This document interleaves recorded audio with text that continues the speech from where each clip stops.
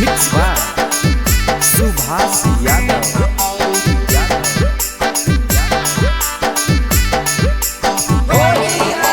छौड़ी के बढ़ल है महंगा रे, छौड़ी के बढ़ल है महंगा रे, जाके मरबा है मकई के खेत बोला हाय रे अब हाय होलिया गे, हाय होलिया में लाभारा वाले गेलो खेत में गे, रह गेलो तोरा पेट में।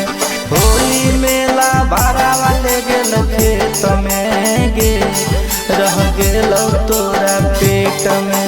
तीसिया के खेत हलो लहरिया के खेत, हाय हाय सरसों के खेत गे, कल को तोरा महीने के डेट में गे, रह गेलो छौड़ी पेट में, रह गेलो छौड़ी पेट में, गेलो छौड़ी पेट में।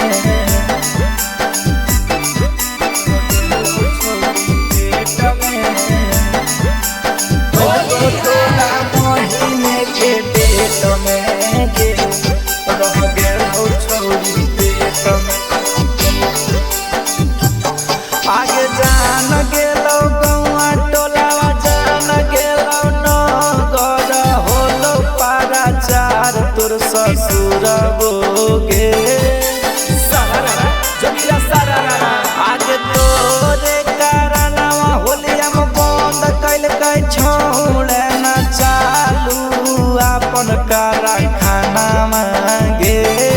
हाय होलिया गे, हाय होली में लाभारा वाले गेलो खेत में गे, रह गेलो तोरा पेट में, कल को तोरा महीने के डेट में गे, रह गेलो तोरा पेट में, गेलो छौड़ी पेट में।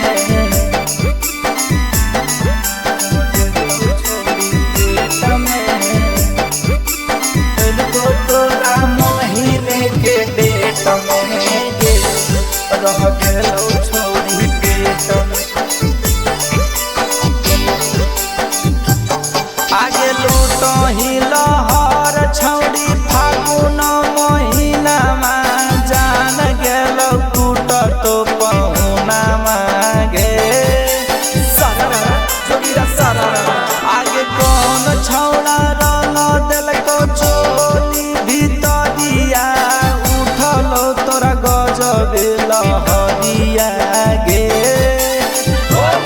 सुभाषवा गे, अशोकवा तोरा ले गेलो मकई खेत में गे, रह गेलो तोरा पेट में। ओ किंदरा कैल को महीने के डेट में गे, रह गेलो तोरा पेट में।